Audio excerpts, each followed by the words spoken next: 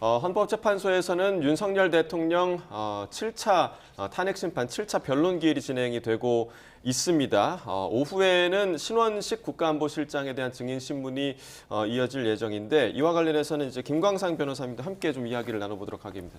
어서 오십시오. 안녕하세요. 자, 변호사님 일단은 그 오전에 이상민 전 행안부 장관에 대한 증인 신문이 이루어졌단 말이죠. 전체적으로 좀 어떻게 좀 들으셨습니까? 이상민 전 행안부 장관의 오늘 이제 증인 자체는 사실 그 대통령 측에서 신청한 증인 아닙니까? 예. 그런데 주신문은 이제 대통령 측에서 했는데 이제 오늘 뭐 국회가 됐건 또 대통령 측이 됐건 제일 중요한 것은 그거예요. 일단 비상계엄을 하려고 하면 이제 절차적인 요건이 있거든요. 그게 바로 이제 국무회의의 심의를 거쳐야 하는데 그 국무회의 심의 자체가 정상적으로 이루어졌느냐, 이제 그게 하나고요. 그 다음에 비상계엄과 관련해서 지금 이전에 나왔던 여러 가지 언론 보도랄지, 그 다음에 소방청장의 어떤 국회에서 증언을 보면 일단 행안부 장관이 그 일부 언론사에 대해서 단전 단수를 지시했다는 거 아닙니까? 예. 또 서울 경찰청장에도 다 지시한 걸로 이렇게 내용이 다 나왔어요. 그래서 이제 그 부분을 좀 확인하는 것이다 이렇게 볼 수 있는데 이제 실질적으로 뭐 지금 비상계엄과 관련해서 이제 공모했는지 여부 이런 것들은 그렇게 뭐 정확히 드러난 건 없습니다. 하는데 만약에 단전 단수에 대해서 거기에 대해서 지시를 했다는 것이 밝혀지면 그건 이상민 전 행안부 장관도 당연히 이번 비상계엄이랄지 이제 내란죄에 관련해서 이제 처벌받을 가능성은 상당히 크다 이렇게 봅니다. 예. 그런데 오늘 이제 본인의 개인적인 거에 관한 것은 이제 그게 한정돼 있고, 그다음에 이제 제일 중요한 것 중에 하나가 이제 절차에 관한 거였죠. 그래서 국무회의 절차에 대해서도 예. 오늘 사실 국무회의 심의를 거쳤냐 거치지 않았냐에 대해서 뉘앙스 자체는 이제 심의를 거쳤다는 취지로 얘기를 했는데 약간 여러 가지 이제 불분명한 측면이 좀 있어요. 그래서 이제 그러한 부분들이 이제 과연 대통령 탄핵 소추에 이제 어떤 영향을 미칠 건지 이제 헌법재판소에서 아마 많은 고민을 할 겁니다. 네, 알겠습니다. 계속해서 다음 여쭤볼 것들이 이제 최근 뭐 절차에 대한 이야기를 계속해서 해주셨는데요. 지금 신원식 국가안보실장이 증인으로 착석한 상태고 윤 대통령 측의 주신문이 시작된 상태입니다. 현재 아래에서 저희가 속보 전해드리고 있고요. 오늘 오전에도 이제 계속해서 윤 대통령 착석해서 변론에 참여하고 있는데 전반적으로 뭐 남색 양복에 붉은색 넥타이 입고 상당히 단정한 모습으로 계속해서 참여를 하고 있습니다. 오늘 오전부터 현재 경비도 상당히 삼엄해졌던 상태죠. 네.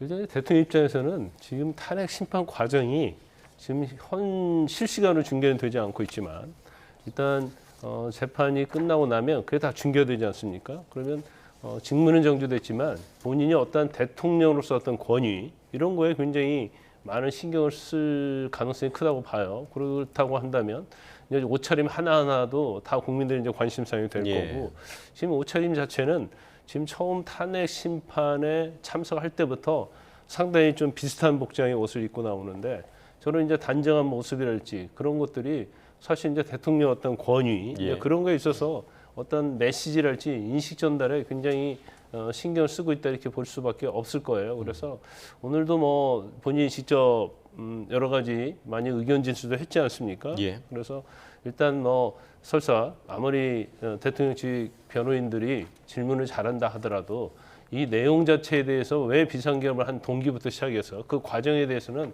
제일 잘 알고 있는 것이 대통령이거든요.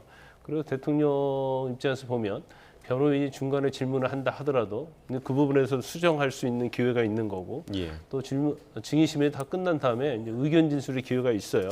그러면 본인이 한 의견 진술 자체가 이제 신문이 끝난 다음에 공개가 되잖아요. 그것은 일종의 이제 대통령의 지지자들 또는 이제 국민에게 어떻게 보면 그 내용 자체가 그대로 전달되기 때문에 메시지가 될 수 그렇죠. 있으니까. 그 본인의 어떤 심판정에서 한 얘기들은 굉장히 중요하다고 생각하고 또 그런 걸 갖다 생각하고 진술을 할 가능성이 크다 이렇게 봅니다. 예, 사실 뭐 오늘 그 앞서 오전에 증인으로 출석한 이상민 전 장관 같은 경우는 앞선 뭐 국회에서 열렸던 국조특위 청문회에서도 거의 진술을 증언을 거부하는 그런 모습이 아마 익숙한 분들이 훨씬 더 많으실 텐데 오늘 그 증인 신문에서는 굉장히 적극적으로 발언을 하는 모습을 보였습니다. 이상민 전 장관의 목소리를 듣고 계속해서 이야기 나눠보겠습니다.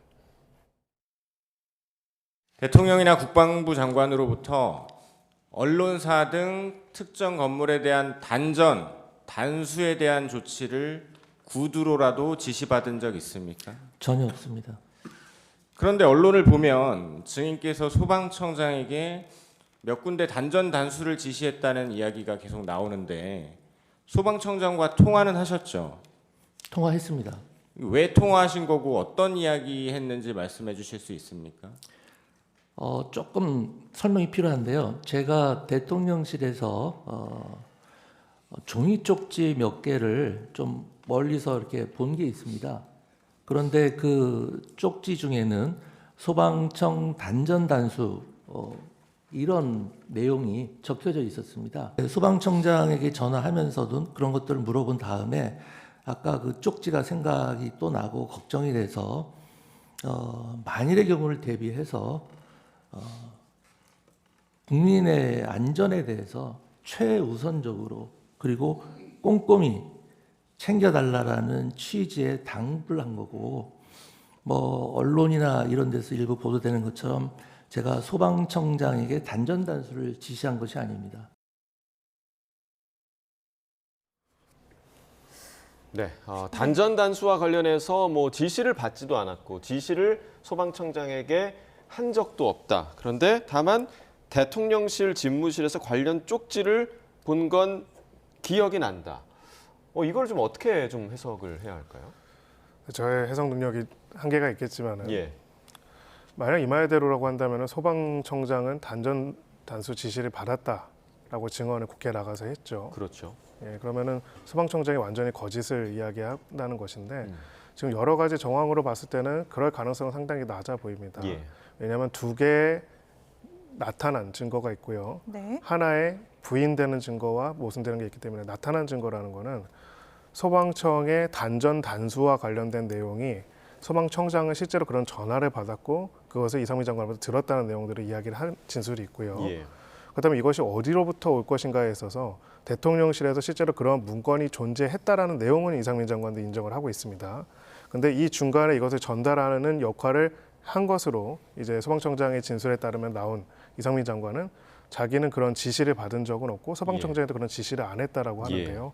결론적으로는 가장 양 끝단에 있는 두 가지 중에 어느 하나가 없거나 둘 다 없다면 모르겠지만은 소방청장은 그런 이야기를 분명히 들었다고 하고 대통령실에는 소방청 단수 관련된 문건이 있었습니다. 쪽지가 있었다. 네, 그리고 예. 그걸 볼 수 있는 사람은 이상민 장관 말고는 이 소방청장한테 그걸 전달할 수 있는 사람은 없습니다. 그렇다면은 결론적으로는 여기에 있어서 지금 이상민 전 장관이 이야기하고 있는 진술과 소방청장의 증언 중에서 어떤 것이 더 신빙성이 있는, 즉 믿을 만한 진술인지는 상식적으로 판단할 수 있지 않을까 싶습니다. 예.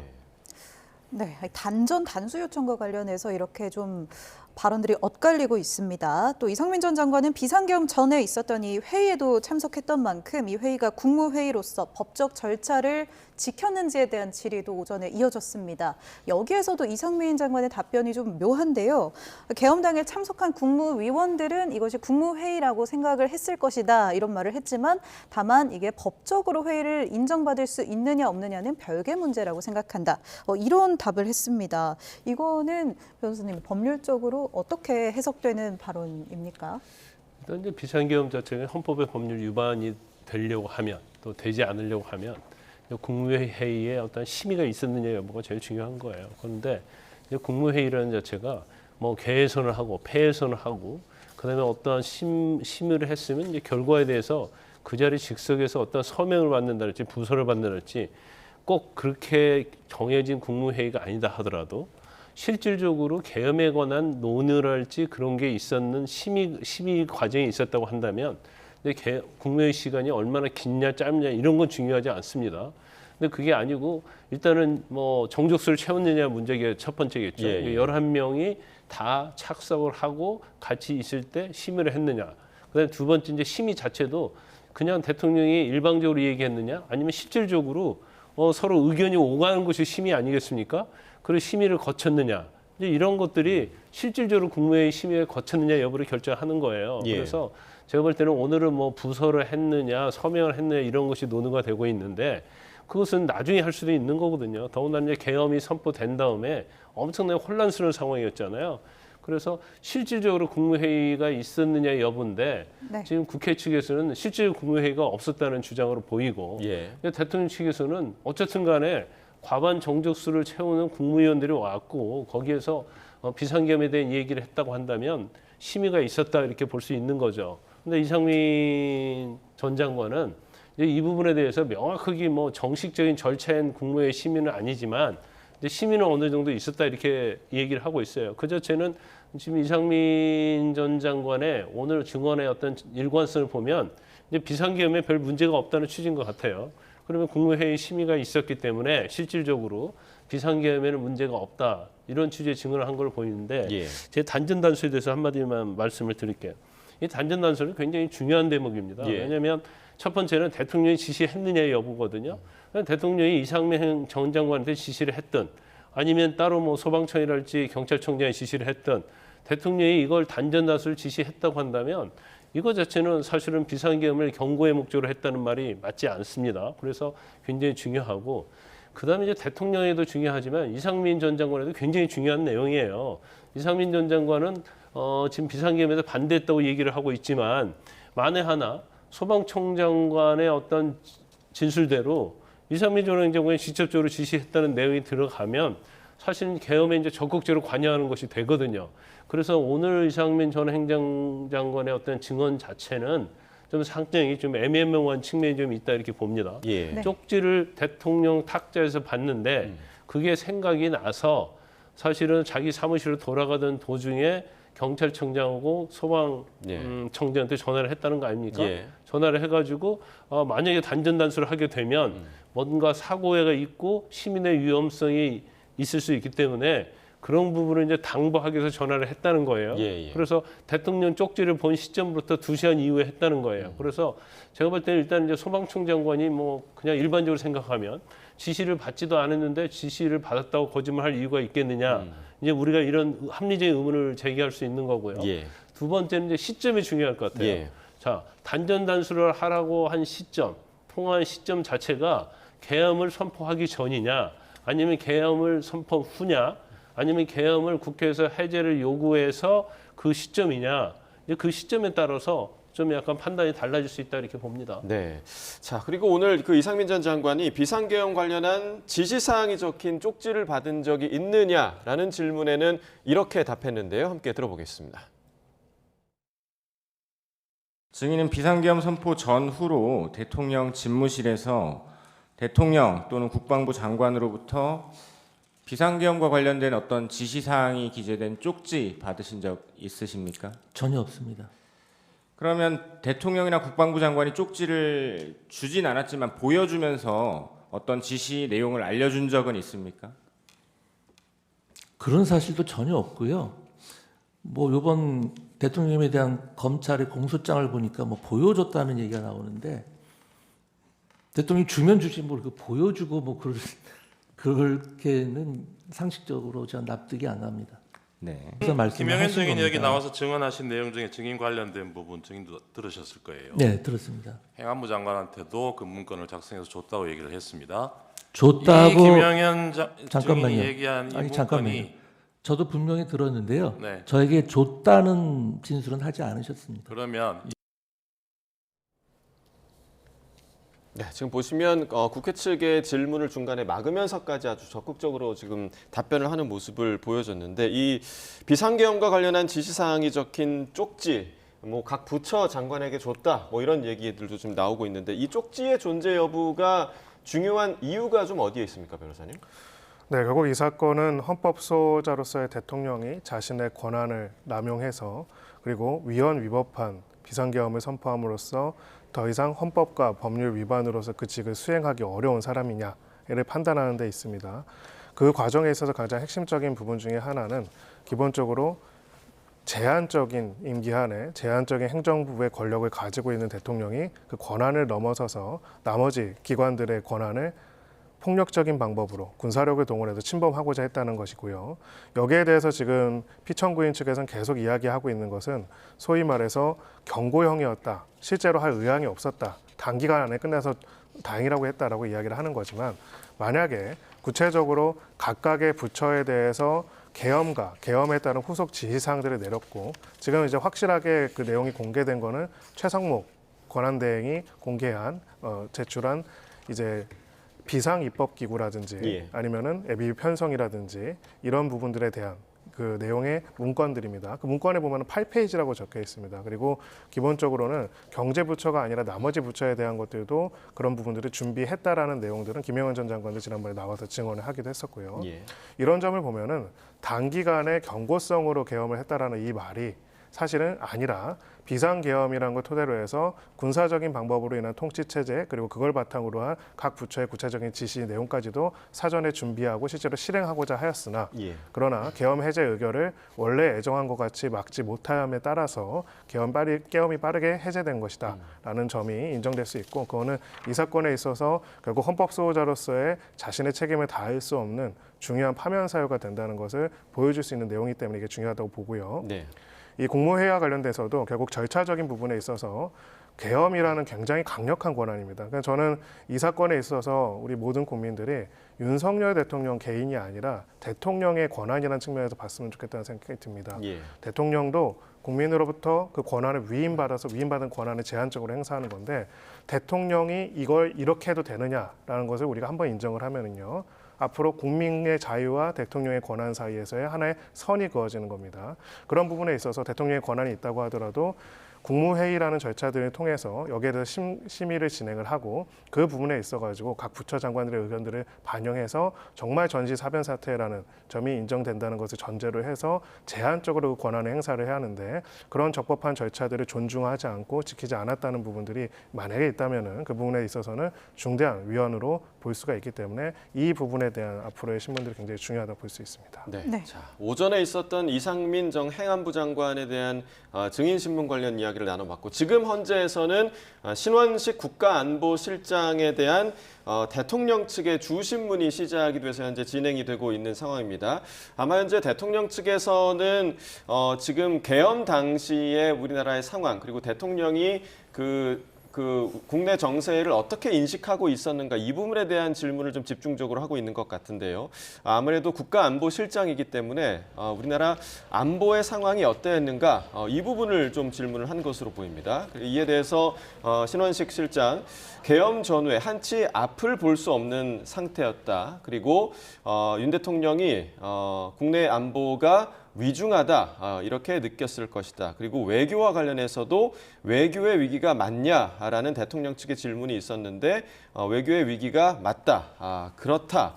그리고 이제 군과 관련한 그런 질문도 지금 나오고 있는 상황이고요. 네. 자, 변호사님, 지금 그 초반에 대통령 측에서 신원식 안보실장에게 질문하고 있는 것은 결국에는 계엄의 정당성을 밝히기 위한 그런 과정이라고 보면 되겠죠. 네, 그렇다고 볼 수 있어요. 예. 일단 그 전에 이제 이 신원식 실장이 국방부 장관 했었잖아요. 예. 네, 그러다가 결국 이제 안보실장으로 자리를 옮겼는데 그리고 우리가 일반적으로 비상사태라는 거, 그러니까 계엄의 요건이 되는 전시사변 이에 준하는 비상사태라는 것이 국내에서 어떤 소요 사태랄지 이런 게 있지 않으면 예. 결국 이제 외교랄지 안보랄지 이런 걸 이유로 비상계엄이 선포된다는 그런 인식을 하고 있죠. 그래서 아마 그 당시에 그러면 외교적 측면에서 어떤 위기가 있었느냐, 또 안보적인 측면에서 어떤 위기가 있었느냐. 그런데 지금 안보 측면에서 한치 앞을 내다볼 수 없다는 취지로 얘기하고 있잖아요. 그러면 이건 비상사태의 어떤 요건이 된다 이런 얘기를 하고 있는 것 같고 또 안보 관련해서 아마 지금 나오고 있는 내용 자체가 일단 군인들에 대한 어떤 애산 이런 걸 삭감을 하게 되면 이제 안보에 더 위협이 된다. 그런데 이제 민주당 쪽에서 계엄 선포 전에 애산을 이제 4조 원 정도 깎았잖아요. 그걸 삭감을 했잖아요. 이제 그러니까 이제 그런 것들과 연계해서 그 당시에 안보나 외교에 엄청난 문제가 많이 있었고 위기 상황이기 때문에 예. 대통령이 비상계엄을 선포한 것이다. 이제 그런 취지로 아마 증언을 하고 있지 않나 싶습니다. 예. 네, 현장에서 7차 변론 현장에서 계속해서 나오는 얘기를 좀 전해드리면요. 이 하이브리드전과 관련된 질문들이 현장에서 오가는 것으로 보입니다. 조금 전부터 이 하이브리드전 관련된 질문 대통령 측에서 진행을 하고 있는데요. 신원식 안보실장이 하이브리드전은 정치 공작 등 심리전을 망라하고 일반 국민 또 규범과 가치까지도 공격 대상이다 이런 이야기를 했습니다. 하이브리드전이 선거 개입 등도 전개하는가 하는 대통령 측의 질문에 신원식 안보실장은 우리나라가 이제 자유민주주의 국가이기 때문에 공작, 심리전에 취약하다. 또 규범과 가치를 지키기 위한 범국민 노력이 필요하다. 이런 답변을 했고요. 윤 대통령은 눈을 감은 채로 증인신문 청취 중이다. 이런 이야기가 전해졌습니다. 중국의 선거 개입 내용도 지금 현재 심판정에서 다뤄지고 있는 것으로 보이는데요. 대통령 측은 중국의 타국가 선거 개입이 언론에 보도된 것을 본 적이 있는지 신원식 안보실장에게 물어본 것으로 보입니다. 신원식 안보실장은 그런 보도를 본 적 있다. 이런 대답을 했고 한국의 선거 개입 시도가 있을 수도 있냐고 보는지 또 한국 체류 외국인의 37%가 중국인인 만큼 이 한국이 하이브리드전에 유리한 환경이라고 보는지 뭐 이런 질문들이 오가고 있는 것 같습니다. 이렇게 뭐 외교나 안보에 좀 취약한 면 하이브리드전이라는 단어가 나오면서 이 계엄의 정당성을 입증하기 위해서 이런 이야기를 좀 물어보는 걸로 저희가 이해해도 될까요? 네, 그렇습니다. 지금 그런 부분에 있어서 계엄이 아주 정당한 대통령의 권한 행사였다는 것이고요. 탄핵 심판이라는 것은 기본적으로 대통령직에서 파면할 것인지 복귀할 것인지를 결정하는 것이고 기존의 대통령의 권력 행사와 관련돼서 우리가 심판정에서 다루는 것은 앞으로 대통령에게 이러한 권력을 행사할 수 있도록 할 것인가 말 것인가를 결정하는 것이기도 합니다. 지금 대통령 측의 주장에 따르면 굉장히 엄중한 안보 상황이기 때문에 이 비상계엄은 매우 정당했다는 것이고요. 지금 대통령 탄핵 심판에서는 결론은 인용이나 기각입니다. 그러면 기각이 되고 파면이 되지 않고 복귀를 한다고 하면은 이 엄중한 인식이 바뀔 것이라고 생각하지는 않고요. 그렇다면은 다시 한번 비상계엄을 선포하더라도 매우 정당하다. 네.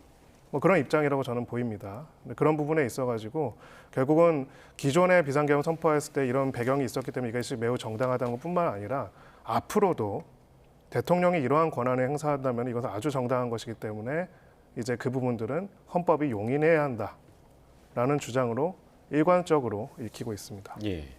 자, 결국에는 이제 그 하이브리드전을 언급한다는 것. 그러니까 하이브리드전이라는 게 그 현대전의 좀 새로운 양상을 얘기를 하는 거잖아요. 그래서 뭔가 그 비상계엄의 선포가 부정선거의 인식에서 좀 비롯됐다라는 것을 좀 보여주는 듯한 그런 언급도 좀 있는 것 같습니다. 그러니까 선거 개입도 전개한다라고 대통령 측의 질문이 또 있었고요. 중국의 타국가 선거 개입이 언론에 보도되기도 했다라는 대통령 측의 질문도 있었습니다. 그러니까 이 부정선거 관련 얘기를 계속 하려는 것으로 지금 보이죠. 아까 신원식 실장이 그런 얘기했잖아요. 예. 지금 외교와 안보가 한치 앞을 내다보지 못한다. 근데 사실 저는 그 말을 듣고 참 이해를 못했었거든요. 근데 그 다음 얘기에 좀 말이 되는 것 같아요. 우리가 안보에 있어서 굉장히 위협이다. 그러면 이제 북한의 핵무기 개발이랄지 아니면 이제 도발 이런 걸 생각하잖아요. 그래서 그랬는데 지금 보이지 않는 어떤 위협 이제 그런 걸 말하는 것 같습니다. 그래서 하이브리드전이라는 것은 이제 투트랙의 공격이 있다 이 말인 것 같아요. 그래서 첫 번째는 이제 북한의 어떤 도발이랄지 이제 외국의 어떤 것들 중국과 관련된 부분에 있어서 이제 물리력 도발이 있을 수 있겠죠. 우리가 이제 비상사태라는 것은 이제 그런 물리력 도발이 있을 때 그게 전시사변2에 준하는 상태라고 볼 수 있잖아요. 그런데 그걸 상정하고 비상계엄을 선포한 것이다기보다는 아까 말씀드린 하이브리드전에서 그것만 있는 게 아니라 물리적인 충돌만 있는 게 아니고 공작 정치를 하고 심리전을 하는 것이다. 이것도 네. 일종의 전쟁이고 예. 그래서 안보에 위협이 되기 때문에 근데 아마 그 근거를 아마 중국의 어떤 선거 개입이랄지 이제 예. 부정선거 이거 자체도 사실은 이제 안보에 위협이 되고 또 외교적인 측면에서 위협이 된다고 그렇게 확신을 하고 있었던 것 같아요. 그래서 아마 신원식 정 장관이면서 현재 안보실장이잖아요. 그 같은 똑같은 인식을 하고 있지 않았나 싶습니다. 예. 그래서 지금 계엄 사태 자체가 비상계엄 자체가 바로 외교 안보에 위협되는 그런 공작 정치, 부정선거 어떤 선거의 개입 이런 것도 비상사태로 봐야 한다. 그래서 계엄을 할 수밖에 없었다. 이제 이런 뭐 대답을 지금 하고 있다 이렇게 볼 수 있을 것 같아요. 예. 자, 신원식 국가안보실장과 관련돼서 이제 새로 들어온 이야기 계속해서 저희가 속보로 좀 전해드리겠고, 앞서 오전에 그 이상민 전 장관에 대한 증인 신문이 끝나는 그 말미에 오전 재판이 끝나기 이전에 윤석열 대통령의 의견 진술 순서가 또 있었는데요. 대통령이 어떤 이야기를 했는지 함께 들어보도록 하겠습니다. 피청구인 본인 의견 진술하시겠습니까? 간단히 좀 이해를 돕기 위해서 말씀을 드리겠습니다.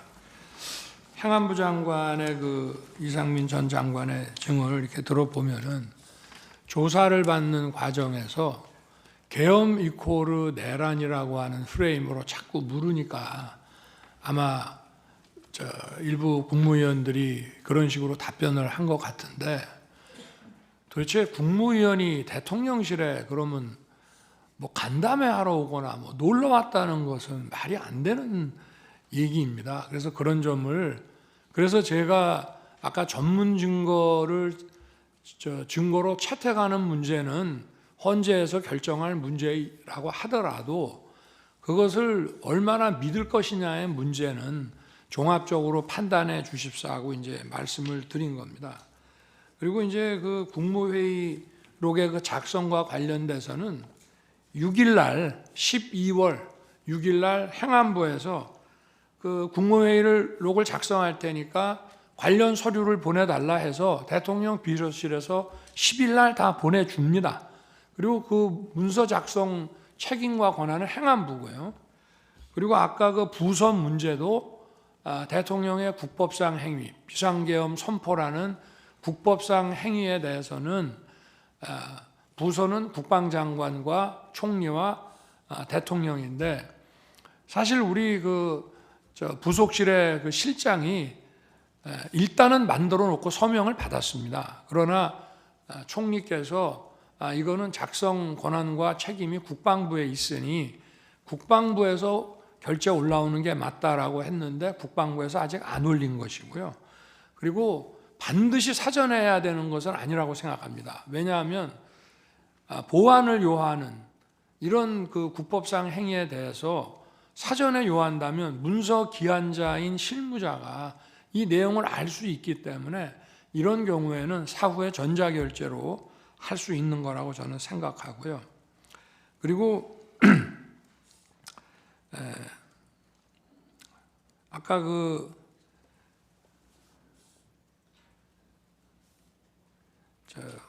우리 소추인 측에서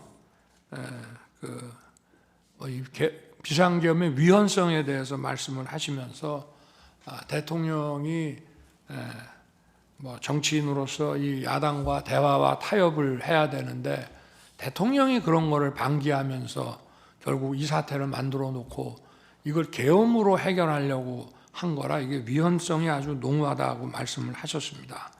저도 한 말씀 드리겠습니다.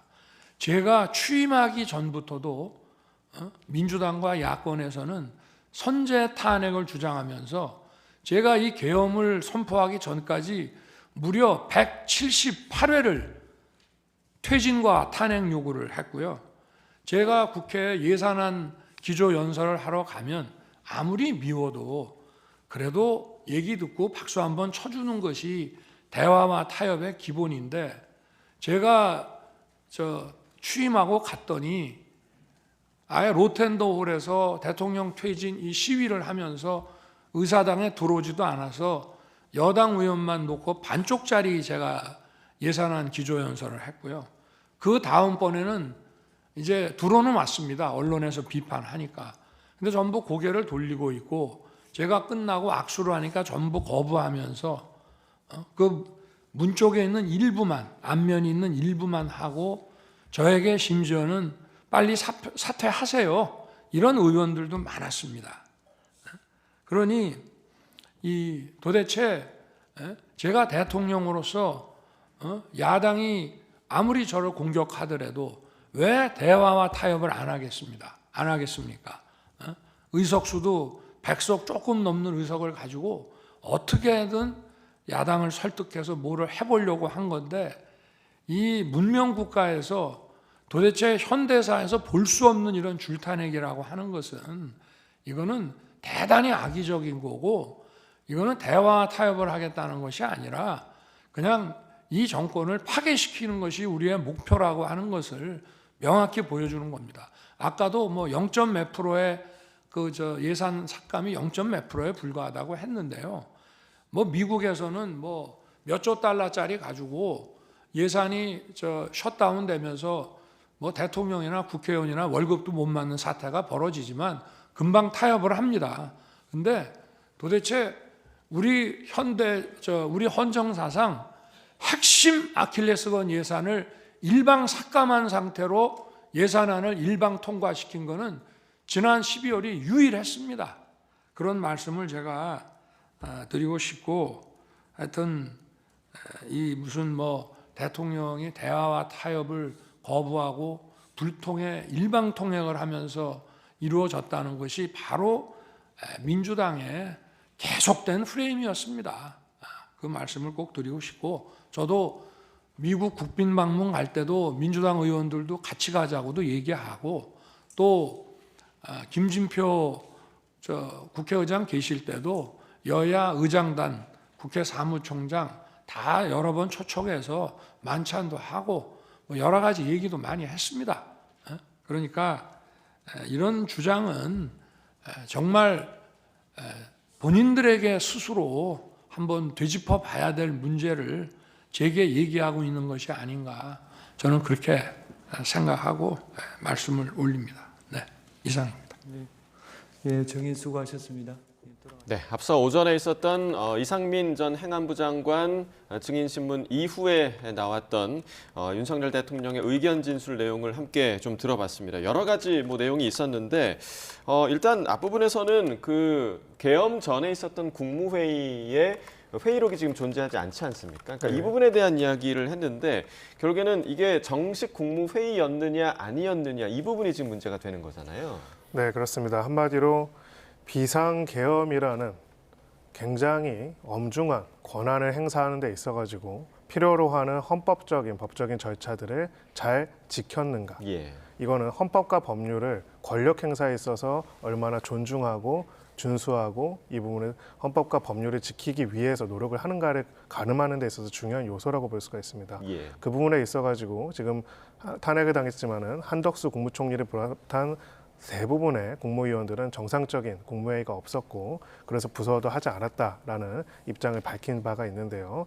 여기에 대해서 이상민 전 행안부 장관 그리고 이제 그 증언들을 바탕으로 한 피청구인 측에서의 이야기는 뭐 구체적으로 엄격한 이런 절차들이 꼭 있어야 하는 건 아니다라고 이야기를 하고 있습니다. 자, 근데 그 부분에 대해서 사실관계를 확인할 필요도 있겠지만 중요한 것은요. 결국은 여기서 밝히고자 하는 것이 비상계엄 포고령을 기억하시는 분들이 이제는 벌써 또 아득해질 수도 있지만요. 이런 내용들이 있었습니다. 이 포고령을 위반한 자는 영장 없이 체포될 수 있다. 뭐 영장이 뭐 발부가 되는데 어떻게 심사하는 것이 아니라 아무런 영장 없이도 인신을 구속할 수 있다는 굉장히 강력한 국민의 기본권에 대한 일상적 제한이 담겨 있는 내용이었습니다. 이런 중대한 권력 행사를 하는 과정에 있어가지고 엄정하게 절차들을 준수하고 그 절차의 과정에서의 이견과 그 이견을 반영하고 논의하는 과정들을 거쳤는지는 굉장히 중요한 요소라고 보이고요.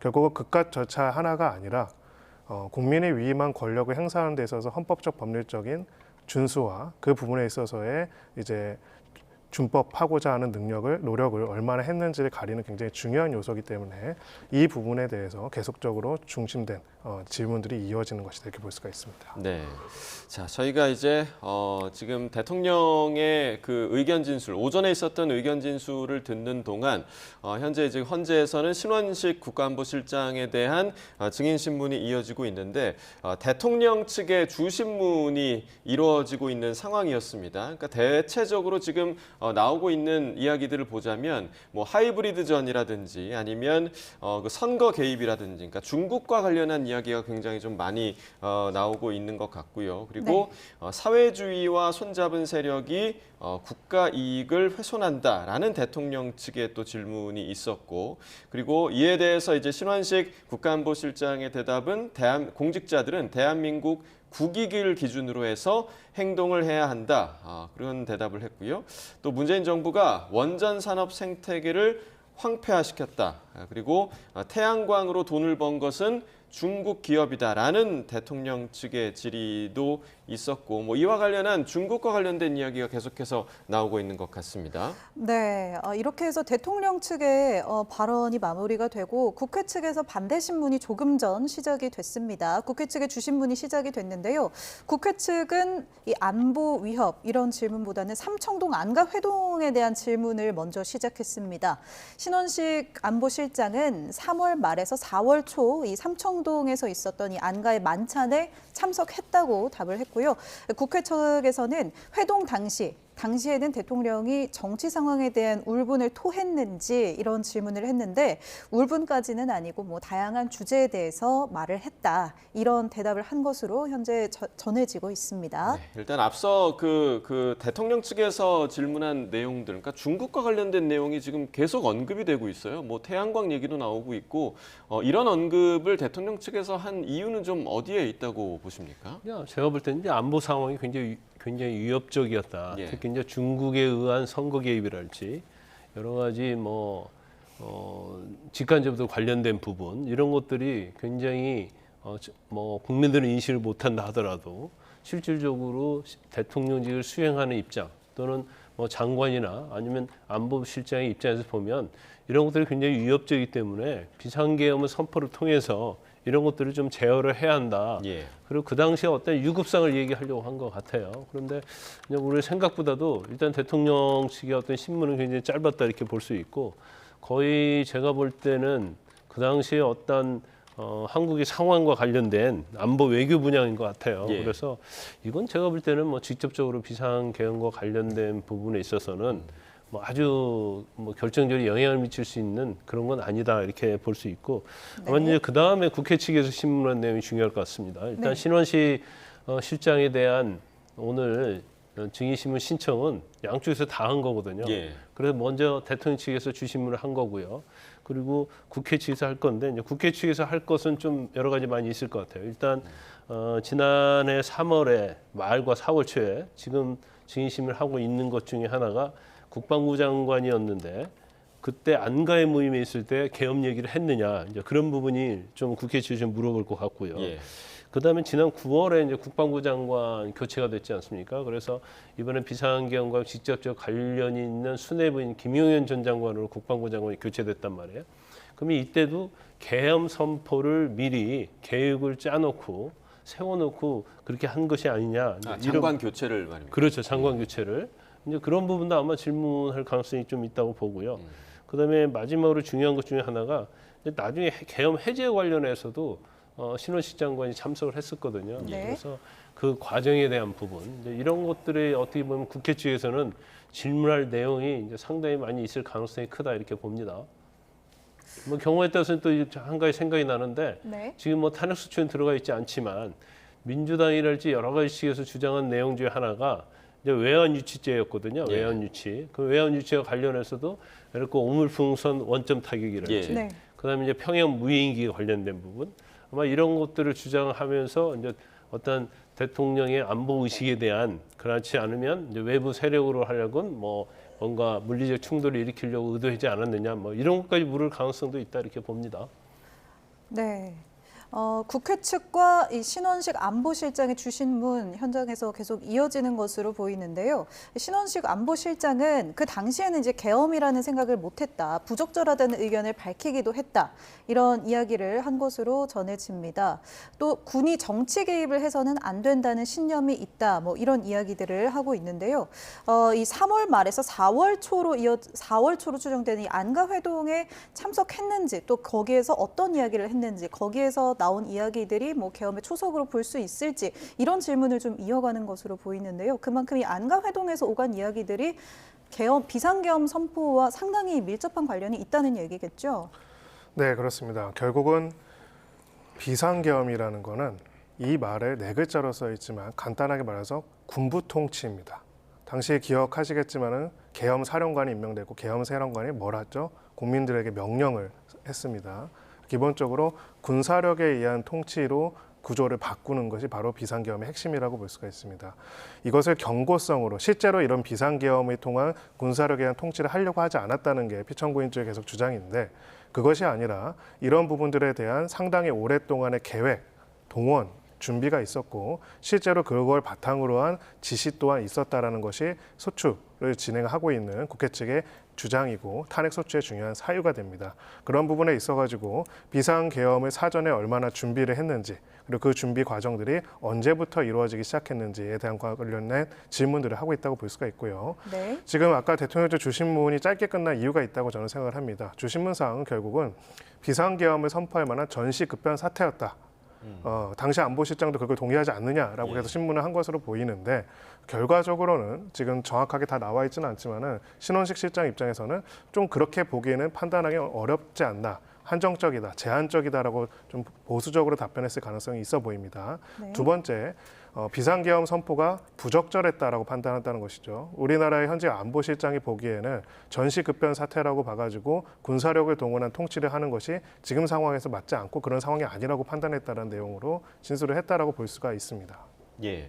자, 그 3월 말 4월 초 삼청동 안가 그 회동과 관련한 질문이 이어진 것으로 보이는데 이와 관련해서 이제 신원식 국가안보실장이 대답한 내용을 좀 전해드리면 이 당시에 윤 대통령이 비상한 조치가 필요하다라는 취지의 발언을 했다라고 이야기를 했고요. 그리고 군의 현실 정치 역할 요구 정도로 이해를 했다. 그러니까 다시 얘기하자면 군이 현실 정치에서 어떤 역할을 해줄 것을 요구했다는 그런 정도로 지금 신원식 국가안보실장은 받아들였다라고 지금 볼 수가 있을 것 같고요. 당시에는 계엄을 생각을 못했고 이에 대해서 부적절하다라는 의견을 밝히기도 했다. 좋은 해결책이 아니라는 취지로 진언을 했다라는 지금 이야기가 있습니다. 그러니까 당시에도 뭐 지금 국가안보실장은 계엄이라는 생각을 못했다라고는 했지만 현실 정치에서 군이 어느 정도 역할을 해줘야 된다라고 대통령이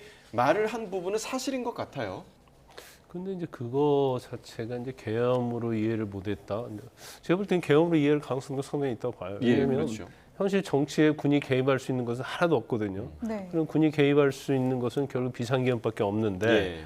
그러면 여기서 비상계엄을 선포하겠다고 얘기를 하지 않았다 하더라도 군이 뭔가 현실적으로 알아서 뭔가를 해줘야겠다 이 이야기 자체는 계엄의 어떤 필요성 그런데 군 말고는 지금의 정치 현안을 해결할 수 있는 방법이 없다 이제 그런 취지로 들릴 수 있잖아요. 그래서 아마 이제 본인 입장에서는 그렇게 증언할 수밖에 없을 거예요. 대통령이 직접적으로 계엄이라는 얘기를 꺼내지 않았다 하더라도 이게 계엄이라는 얘기 꺼내지 않고 계엄을 하라는 얘기는 한 적이 없다. 하지만 군이 현실 정치에 있어서 뭔가 역할을 해달라고 했다. 하지만 저는 군이 정치에 개입하면 안 된다고 생각을 했다. 이 말 자체는 결과적으로 그리고 또 본인이 반대를 했다는 거 아니에요. 군이 현실 정치에 개입하면 안 된다고. 그것은 뭔가 명시적으로 얘기하지는 않았지만 현 상황의 타개를 위해서는 군이 필요한 것이고 군이 필요한 것은 이제 비상계엄이 필요하다 이렇게 말할 수밖에 없겠죠. 그래서 그런 부분에 대해서는 좀 애둘러서 증언을 하고 있지 않는가 싶습니다. 예. 자, 그럼 그 신원식 국가안보실장의 지금 발언을 하는 스탠스 자체가 뭔가 대통령이 그런 비슷한 이야기를 하긴 했지만 나는 오히려 말렸다라는 취지. 그러니까 당시에는 국방부 장관이었잖아요. 그러니까 나는 국방부 장관으로서 이 군이 정치에 개입하는 이 부분에 대해서 나는 말렸다라는 취지로 좀 이해를 하면 되는 걸까요? 네, 그렇습니다. 결국은 이제 핵심적인 요증 사실 조금 쟁점이 되는 건 두 가지입니다. 첫 번째로 대통령 측 주신문상의 핵심적인 내용은 즉 당시에 전시 급변 사태에 준하는 굉장히 심각한 안보적 위기가 있었기 때문에 비상계엄이 정당하다고 인정하지 않느냐라는 식으로 이제 안보실장 쪽에 계속 질문을 한 것으로 보이는데 여기에 대해서는 신문을 한 내용에 대해서는 안보실장 입장에서는 꼭 그렇게 판단하기는 제한적이고 어렵다라는 그런 입장으로 답변한 것으로 보입니다. 두 번째는 이제 이러한 부분들이 이렇게 군을 동원한 정치, 군을 동원한 통치, 군사 정치라는 것들을 언제부터 언급하고 했는지에 대해서는 3월, 즉 12월에 있는 비상계엄으로 훨씬 더 전부터 이런 의향들을 이야기했다는 점에 대해서는 간접적으로 이 부분을 인정했다라고 볼 수가 있습니다. 결론적으로 이것은 무엇이냐면은 민주공화국의 기본적인 구조상으로는 대통령은 군을 정치에 동원할 수가 없습니다. 전시 급변 사태가 아닌 이상은 절대로 하지 말아야 하는 부분들인데 적어도 안보실장 그리고 과거의 국방부 장관 입장에서는 당시에 군을 동원해가지고 정치에 개입시킬 상황이 아니었고 네. 또 그런 방식으로 이 전국을 풀어가는 것들에 있어서 자신은 반대하는 입장을 견지했는데 그럼에도 불구하고 약 8개월 전여부터 윤석열 대통령은 그 부분에 대해서 군을 정치에 관여시키거나 군이 정치에 개입해서 하는 것들에 대한 의향을 밝힌 적이 있다는 내용을 증언하고 있다고 볼 수 있습니다. 근데 그 이제 3월, 4월에 이제 회의한 내용이 사실 아주 본질적으로 중요한 건 아니에요. 왜냐하면 만약에 이제 계엄을 선포를 안 했다고 한다면 내란죄는 A, B 음모를 처벌하도록 돼 있거든요. 그러면 거기서 어떤 내용이 오고 갔다고 한다면 그것은 내란죄 예비 음모의 죄가 되냐 안 되냐 이걸 따져볼 수 있는 건데 결과적으로 비상계엄을 선포를 했잖아요.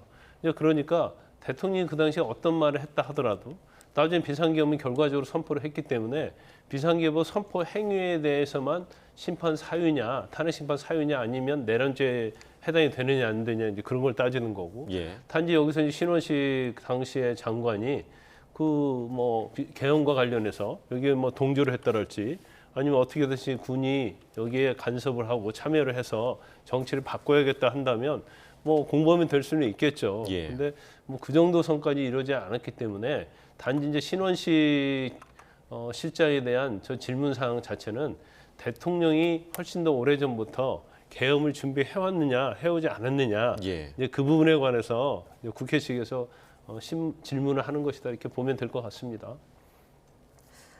네, 신원식 안보실장과 관련해서 주신 분 내용 계속해서 전해지고 있는데요. 신원식 안보실장이 김용현 전 장관과 본인이 특별한 관계는 아니다라는 이야기를 했습니다. 또 윤 대통령이 임명 1, 2주 전에 안보실장을 맡아달라 했다는 말을 전했고요. 국방 중심의 안보 정책을 펴달라고 말했다.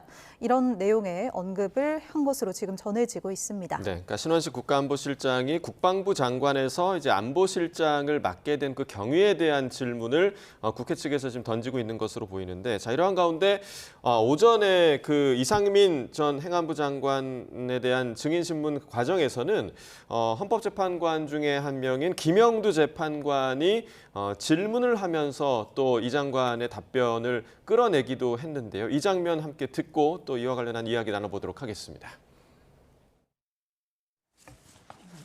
증인께 그날 12월 3일 그 대통령실에서 있었던 그 회의에 관해서 좀 여쭤보겠습니다. 네. 그날 국무위원 중에서 가장 늦게 온 게 오영주 중기부 장관이죠. 그건 제가 모릅니다. 근데 아마 후반부에 온 건 틀림없을 겁니다. 예. 그 오영주 중기부 장관이 그 도착한 시간이 22시 17분이라는 거예요. 이제 그래서 이렇게 숫자를 세 보면 그래서 11명이 된 거거든요. 11명이 됐는데 아까 증인께서 말씀하시기를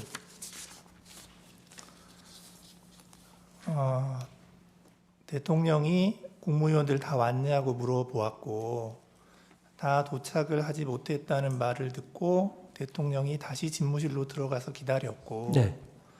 과반인 11명의 국무위원이 도착했다는 보고를 듣고 다시 대회의실로 나왔다 이렇게 말씀을 하셨는데요. 제가 보고를 듣고 나왔다고는 말씀을 안 했고요. 네. 아마 그렇게 하셨을 것 같습니다. 아, 예, 예. 네. 그런데 이제 오영주 중기부 장관 말을 들어보면 중기부 장관이 회의장에 도착했을 때 이미 대통령께서 말씀 중이셨고 제가 자리에 앉을 당시에도 대통령께서 혼자서 계속 말씀을 하시던 중이었는데 당시 대통령께서 계엄이 필요하다고 말했던 것 같습니다. 이제 그래서 그 계엄이라는 단어를 듣고 너무 놀랐습니다. 이렇게 얘기를 하거든요. 그러니까 오영주 장관이 도착하기 전부터 뭔가 이렇게 회의가 진행되고 있었던 것 같거든요. 그때 뭐 시계를 보면서 이렇게 하거나 그럴 경황이 전혀 없었기 때문에 지금 말씀하시는 시간이라든지 그런 거는 제가 전혀 알지 못하고요. 다만 일에 쭉 순서가 그렇게 됐었습니다. 예. 그래서 사실 국무회의 이른바 성원을 갖춘 국무회의가 몇 분 정도 진행되는지도 잘 알지 못하고요. 거기서 오고 간 이야기 정도만 기억을 하고 있는 겁니다. 예. 이제 그래서 이제 그날 그 회의는 22시 22분까지 약 5분간 진행이 되었고, 네. 22시 23분에 대통령이 방송 출연을 위해서 나가셨고요. 네. 예. 이제 그렇게 진행이 된 것 같은데, 그래서 그 오영주 중기부 장관을 기준으로 하면 5분 네. 동안 진행이 된 것 같아요. 네. 근데 이제 국무회의 간사는 그 행안부 소속 의정관인 네, 것이죠. 맞습니다. 네. 이제 그때는 경황이 없었기 때문에 참석을 못한 거죠. 의정관은. 의정관한테는 연락 자체를 아마 안 했을 것 같습니다. 왜냐하면은 그 국무회의 자체가 워낙 그 비밀 엄수가 보안이 생명인 상황이었기 때문에 아마 진짜 뭐 확정할 수는 없습니다만 안 불렀을 것 같아요. 예, 예. 제 느낌상으로는. 예, 그래서 아까 말씀하신 것처럼 이제 여러 가지 상황이 전개가 되면서 아직까지도 이제 회의록 작성은 안 된 거고요. 네. 예, 예. 이제 그 다음에 이제 그러면 이 회의가 이제 국무회의였느냐 아니면 국무회의라고 보기가 어려웠느냐에 관해서는 뭐 여러 가지 그 견해가 있을 수가 있잖아요. 네네. 예, 있는데 지금 그 오영주 장관의 얘기를 들어보면 개회 선언, 안건에 대한 설명, 폐회 선언 등이 있어야 하는데 그 부분이 충족되지 않았다고 알고 있습니다. 이렇게 얘기를 하거든요. 그러니까 개회 선언 없었고 안건 설명 그러니까 이 말이 맞나요? 개회 선언 없었다. 안건에 대한 설명 없었다. 폐회 선언 없었다. 뭐 개회 선언은 당연히 없었고요. 그 다음에 뭐 안건은 제가 그 나중에 보니까 뭐 김용현 장관이 뭐 문건을 나눠줬다고 그렇게 하는데 일단 안건 자체는 그 자리에 있는 사람들이 다 알고 있는 상황이었고요. 그다음에 아까 말씀드린 바와 같이 국무위원들은 다 국무회의를 한다고 생각을 했습니다. 그리고 보통 국무회의를 하게 되면 대통령께서 맨 처음에 진행하시다가 그 의사봉을 총리님한테 넘겨드립니다. 그리고 나서 마무리는 이제 대통령께서 다시 종교를 짓는데요. 그때 이제 뭐 재판관님들께서 판단하신 문제입니다만 그날 아까 말씀드린 바와 같이 국무회의가 쭉 진행이 되다가 대통령께서 발표를 하고 다시 돌아오셔서 또 그 자리에 앉으셔서 계속 아까 말씀드린 그런 말씀을 하셨어요. 그래서 과연 이것까지 국무회의로 볼 건지, 왜냐하면 그 나가신 다음에는 총리님께서 또 뭐 이런저런 말씀을 하셨거든요. 통상 우리 국무회의 하듯이 이제 바튼을 이어받았다고 볼 수도 있는 여지가 있고요. 그래서 국무회의의 종료 시점을 언제로 볼 건지에 대해서도 다양한 해석이 있을 수 있다고 저는 생각을 합니다. 예. 그 아까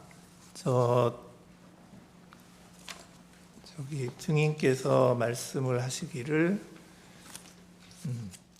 비상계엄 선포문을 뭐 누군가 배포했을 것이다. 근데 이제 증인은 하여튼 확실한 건 잘 모르겠다. 네, 기억은 그러셨잖아요. 없는데 네. 누군가 했다고 하면 맞을 것이다 이렇게 말씀을 드렸습니다. 근데 지금 그 최상목 장관의 진술을 보면 이렇게 말씀을 하시거든요. 저는 김용호 의원이 국무총리에게 보고하는 거 못 받고 그 자리에서 어떤 안건이나 자료를 받은 것도 없습니다. 그러시거든요. 그러니까 하여튼 증인은 확실한 건 모르신다는 말씀이시죠? 저도 김용현 장관님이 총리님께 뭘 보고하거나 이런 장면은 보지 못했고요. 그다음에 한 가지만 더 말씀드리면 제가 행안부 장관 2년 넘게 재임하면서 국무회의를 100번 훨씬 넘게 참석을 했습니다. 그런데 그 회의 과정에서 의사 정족수가 물론 갖춰진 상태는 아니었습니다만 이번 국무회의처럼 실질적으로 국무위원들끼리 열띤 토론이나 의사 전달이 있었던 것은 처음이었고요. 그 이튿날 개최된 해제 국무회의는 뭐 성립했다는 데 대해서 아무도 이론을 제기를 하진 않는데 다른 요건은 갖추어졌을지 모르지만 해제 국무회의는 불과 1, 2분도 안 되는 그냥 아주 방금 끝나버린 그런 상황이었습니다. 예. 오히려 저는 그런 해제 국무회의보다는 선포를 위한 국무회의가 훨씬 실질이 있었다고 생각을 합니다. 물론 평가는 제 몫은 아닙니다만. 그 증인께서는 그 비상계엄 선포문을 받지는 못하신 거죠. 그러니까 제가 대통령 집무실에 처음 들어갔을 때 본 게 아마 그거 아닌가 싶습니다. 한 장짜리였는데요. 뭐 비상계엄이라는 내용이 있었고요. 그 다음에 10시, 뭐 전국 이런 것들이 쓰여 있었거든요. 그래서 그게 지금 나중에 제가 총리님이 갖고 계시다고 해서 언론에 보도된 걸 하나 봤는데 제가 봤던 게 그게 아닌가 싶습니다. 예. 그 국무회의의 그 회의록에는 그 평상시에 네. 그 부서를 안 하나요? 회의록은 부서 안 합니다. 아 그렇군요. 회의록은요. 저도 이번 사태를 계획 처음 봤는데 그냥 참석한 국무위원들이 OX로만 표시가 돼 있고요. 뭐 발언 요지 같은 거는 뭐 보통 국무회의 올리면 바로바로 의결이 되기 때문에 발언 요지도 없고 뭐 다른 내용이 별게 없습니다. 아마 필요하시면 아마 그 회의록을 하나 받아보시면 쉽게 이해가 되실 것 같습니다. 그러니까 누군가 그 확인의 의미로 네. 거기에다가 뭐 서명이나 이런 거 할 거 아니에요? 그게 작성이 된 다음에 참석한 장관들 부처에 다 확인을 회람을 한다고 합니다. 그 회의록을. 아니요, 그러니까 회람을 하면서 거기다가 서명 받나요? 안 받습니다. 안 제가 알기로는 안 받습니다. 행안부 장관도 안 하시나요? 네, 저도 안 합니다. 그러면 그 작성자인 의정관 네, 서명만 있겠네요. 의정관이 서명하는지는 모르겠는데요. 아주 한두 장짜리 간단한 거고요. 거기에 부서하는 게 아니고요. 아까 국법상의 행위 문서에 이제 전자적인 방법으로 부서를 하게 되는 것이죠. 예, 저 최상목 장관의 말이. 네, 오늘 오전 앞서 헌재에서 있었던 김영두 재판관의 질문 영상 함께 보고 오셨습니다. 국무회의의 절차나 그 계엄 선포 전 당시 국무회의의 상황, 또 부서 여부 이런 것들에 대한 질문을 계속 이어갔는데요. 이 같은 질문은요, 이번 비상계엄과 관련해서 뭐 어떤 점을 주로 밝혀내기 위한 의도로 보십니까? 네, 대통령의 권력 행사 과정에서 헌법과 법률이 정한 절차를 엄중히 지키고자 노력했는지에 관한 부분이라고 볼 수 있습니다. 네. 이 권력 행사라는 거는 기본적으로 대통령의 고유한 권한이 아니라 국민이 위임한 대통령의 고유한 권한이고요. 이 권한의 행사의 과정에 있어서는 이러한 국무회의 등을 거치게 하는 것은 형식적이고 요식적으로 하라는 것이 아니라 결국은 여러 기관, 여러 직위, 여러 책임을 나눠 가지고 있는 사람들 사이에서 이 부분들을 심의하고 결정할 만큼 중요하게 그 과정들을 거쳐서 하라는 취지라고 볼 수가 있습니다. 또 무엇보다도 비상계엄이라는 건요. 한번 딱 선포하고 끝나는 것이 아니라 아까 말씀드린 것이 저희 통치체제를 어쨌든 전시 사변에 준한다는 이유로 인해서 군사력을 바탕으로 한 군부 통치 체제로 일시적으로 변환한다는 것입니다. 자, 통치 체제를 변환한다면은 각 부처들이 거기에 따라 가지고 해야 할 역할과 내용들이 달라지는 부분들이 있겠죠. 그렇다면은 국무회의 심의에서 만약에 비상계엄 선포에 관한 심의가 이루어진다면은 그런 부분들이 논의되고 그 과정에서 그런 논의가 충분히 이루어졌다고 한다면은 반대가 있을 수도 있고 그것의 필요성에 대한 얘기도 있을 수도 있는데 결론적으로는 지금 참여했던 국무총리와 그리고 장관 등은 그런 부분에 있어서 제대로 된 논의가 없었고 형식적인 부분들도 미비했다라는 점을 이야기를 했습니다. 국무회의를 거치지 않고 비상계엄이라는 국민의 기본권에 중대한 영향을 미치거나 또는 이 과정에서 군부 통치로의 전환을 한다라고 하는 이런 방식의 계엄을 선포했다고 한다면 이거는 중요한 헌법 위반 사항이 될 수 있기 때문에 당시의 절차에 있어가지고 꼼꼼하게 어떻게 실체적으로 상황들이 벌어졌는지를 재판관이 확인한 것이다 이렇게 볼 수 있습니다. 네, 네. 김영두 재판관의 질문에 관련한 좀 분석을 함께 좀 들어봤고요. 현재 헌재에서는 국회 측에서 신원식 국가안보실장에 대한 신문을 지금 이어가고 있는 상황입니다. 조금 전에 이제 김광삼 변호사님 언급해주신 대로 그렇다면 신원식 국가안보실장이 원래 국방부 장관이었는데 9월에 왜 갑자기 교체가 됐느냐? 그러니까 그와 관련한 질문을 국회 측에서 던진 것으로 보이는데 뭐 임명 1, 2주 전에 대통령이 안보실장을 맡아달라고 했다. 그리고 국방 중심으로 안보 정책을 펴달라고 했다. 그리고 이후에 나오는 내용이 안보실장 임명 후에 문상호 전 정보사령관과 그리고 박민우 전 정보사 여단장의 갈등을 시인했다. 그러니까 그 신원식 실장이 이 갈등을 시인했다고 지금 전해지고 있고, 그리고 뭐 충암파, 국방부파 뭐 이런 갈등과 관련한 이야기가 있는데 지금 이 얘기가 왜 나오는 걸까요, 변호사님? 아마 그 모르겠어요. 이제 정확하게 이제 추후에 이제 증언을 더 들어봐야 할 것 같은데 일단은 지금 저 이 얘기 자체는 지금 문상호 정보사령관 그리고 지금 박민수 여단장, 박민우 여단장, 박민우.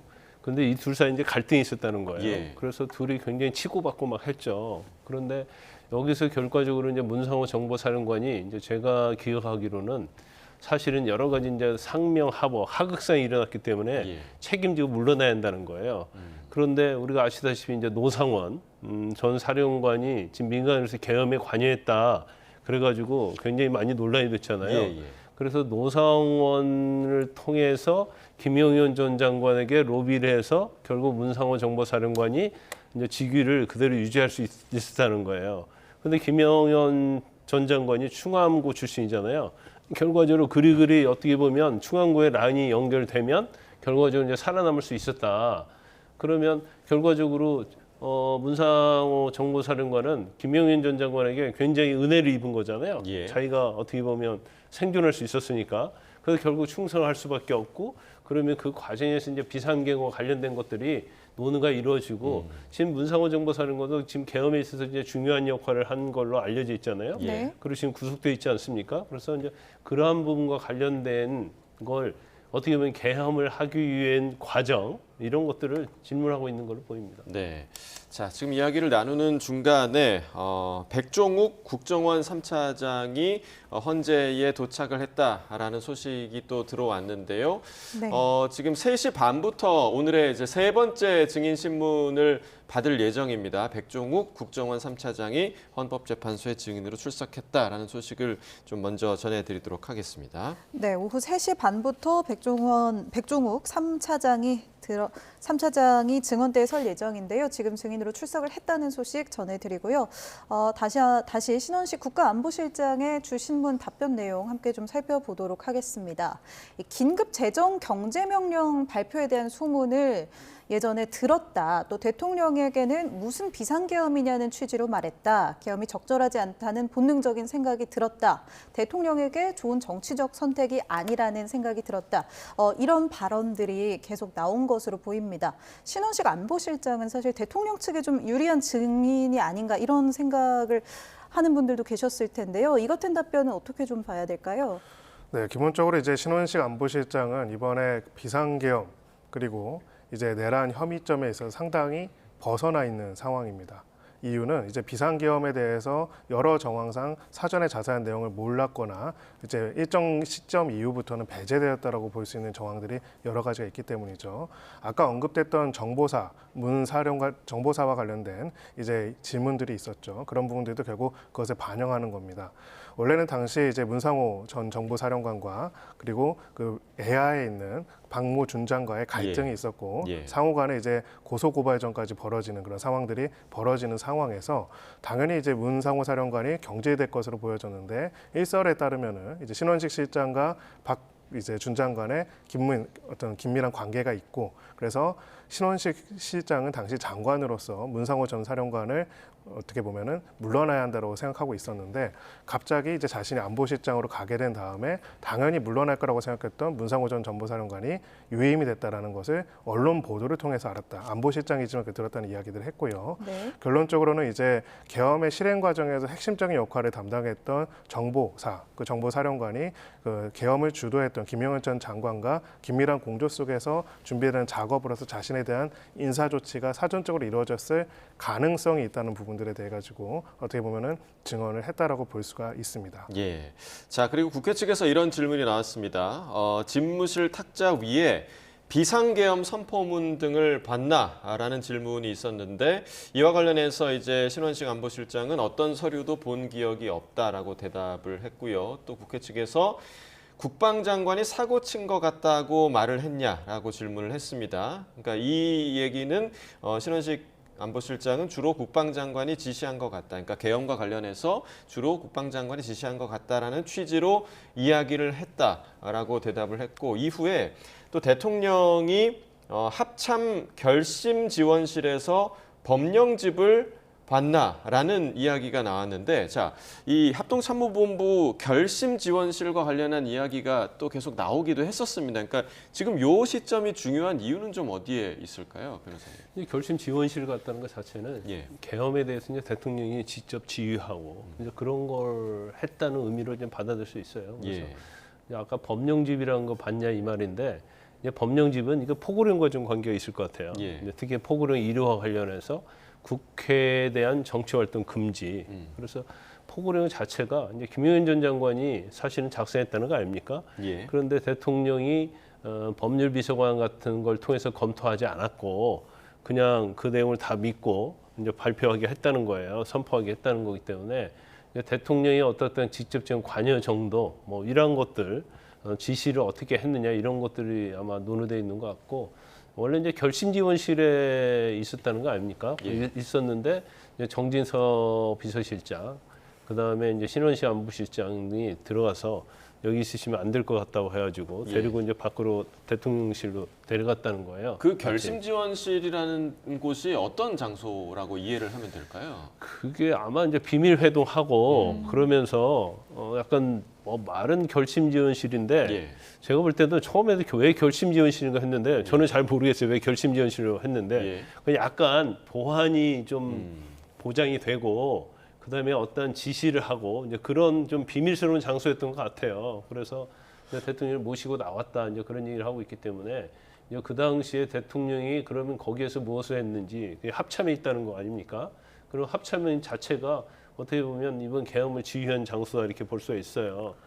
그래서 그런 부분을 전체적으로 묻고 있는 것 같은데, 실질적으로 보면 신원식 실장으로부터 특히 이제 국회 측에서는 그게 얻어낼 수 있는 대통령의 불리한 탄핵 사유와 관련된 부분은 제가 볼 때는 뭐 거의 없을 가능성이 크다 이렇게 봅니다. 그리고 신원식 실장은 자기 말대로 하면 국방부 장관 할 당시에 지난 3, 4월에 이제 안가에 회동했다는 거 아니에요. 예. 그러면 그때 그 자리에서 이제 계엄과 관련해서 계엄이란 말을 명시하지 않았다 하더라도 네. 군이 개입하면 되지 않는다는 걸 명시적으로 얘기했다는 거 아니에요. 그러면 사실은 그런 사람을 계엄과 관련해서 뭔가 계획을 세우면서 같이 끌고 갈 수는 없겠죠. 예. 이제 그러다 보니까 이제 개인적 추측인데 지금 그 당시에 신원식 실장을 그 당시 장관으로 그대로 내버려 두고 네. 그러면 계엄을 반대하는 장관 아닙니까? 그럼 계속할 수 없는 거죠. 그래서 본인과 뜻이 같이 하는 이제 김용현 전 장관을 이제 장관으로 교체를 하고 이제 안보실장으로 끌어오고 이제 그런 과정을 거쳤을 거라고 저는 뭐 추측을 해봅니다. 예. 네, 그 부분에 대해서 한 가지만 더 말씀을 올리자면은, 이제 계엄 해제 의결이 있은 다음에 당연히 대통령으로서는 즉각 계엄을 해제를 해야 합니다. 이게 너무나 당연한 상황이어서 당시 이제 참모진들이 대통령한테 그것을 건의하러 가고자 하니까 지금 관련자들의 진술 내용에 대한 보도를 따르면은 합참 전투통제실 안에 있는 결심지원실, 소위 말해서 전시에 전투를 지휘하는 그런 핵심적인 그 수뇌부들이 모이는 곳으로 이동을 해서 계엄사령관과 국방부 장관과 후속 대책을 논의를 했다라고 하고요. 결국은 이게 굉장히 중요한 요소가 될 수밖에 없는 거는, 헌법의 수호에 있어가지고는 정당한 헌법적인 요건이 없는 상황에서 계엄을 하는 것도 잘못되었지만은 계엄 해제 의결이 있었으면 거기에 따라서 계엄 해제를 해야 하는 겁니다. 근데 계엄 해제를 바로 하지 않고 이분과 관련돼 가지고 오히려 모여서 이제 해제 의결에 따른 그 계엄 해제 조치가 아니라 계엄 상황이 유지되는 것을 전제로 하는 지휘와 논의들을 했다는 것이고, 당시 이제 박안수 계엄사령관 등의 이제 진술 내용에 대한 부분들을 보면은 결론적으로는 당시 이제 국회에서 500명밖에 보내지 않아서 그렇게 된 거 아니냐, 1000명 보내면 됐던 것이 아니냐, 혹은 김영현 전 장관이 선관위로 다시 군을 보낼 수 없느냐 이런 방식으로 하고, 당시 하창 과장이 이 부분에 대해서 계엄 관련돼서 법령상으로는 빠르게 이 부분을 바로 즉시 해제해야 한다고 했다가 핀잔을 듣고 계속 계엄 해제 의결을 바로 하지 않은 상태에서 군 병력을 동원하고자 하는 행동이 반복되었다라는 것에 있어서 굉장히 중요한 내용이 될 수 있는 사실관계라고 볼 수가 있습니다. 예. 자, 지금 계속해서 신원식 국가안보실장에 대한 증인 신문이 진행되고 있고, 국회 측의 이제 마지막 질문들에 대한 신원식 국가안보실장의 답변을 보자면, 국회 1000명을 보냈어야 한다는 말을 혹시 들은 바가 있냐라는 질문에 듣지 못했다. 그리고 병력을 철수해야 우발 사태가 없을 거라고 생각을 했다. 그리고 윤 대통령에게 해제를 건의해야겠다. 그러니까 비상계엄 해제란 얘기겠죠. 해제를 건의해야겠다라고 생각을 했다. 그리고 윤 대통령이 제2의 계엄을 생각 안 했다고 확신한다라고 지금 이야기가 전해지고 있습니다. 지금 그 김광상 변호사께서는 국회 측에서 이제 신원식 안보실장에게 생각보다 이제 얻어낼 그런 것들은 좀 없을 것이다라고 이야기를 했는데, 지금 신원식 안보실장이 발언하고 있는 전체적인 그런 태도나 요지는 뭐 어떤 방향이라고 좀 생각을 하십니까? 탄핵 사유에서 영향을 미칠 수 있는 증언은 이제 거의 없다 이렇게 예. 볼 수 있을 것 같아요. 이제 물론 대통령실에서는 비상계엄의 어떤 필요성과 관련해서 안보 문제, 외교 문제 이런 거에 있어서 이건 평상시에 어떤 그런 상황이 아니었고, 특히 이제 중국이랄지 공작 정치, 부정선거 이런 관련해서는 국가가 비상사태였다. 이제 그걸 끌어내기 위해서 신문을 한 것 같지만 뭐 이게 크게 영향이 있을 거라고 생각하지 않고요.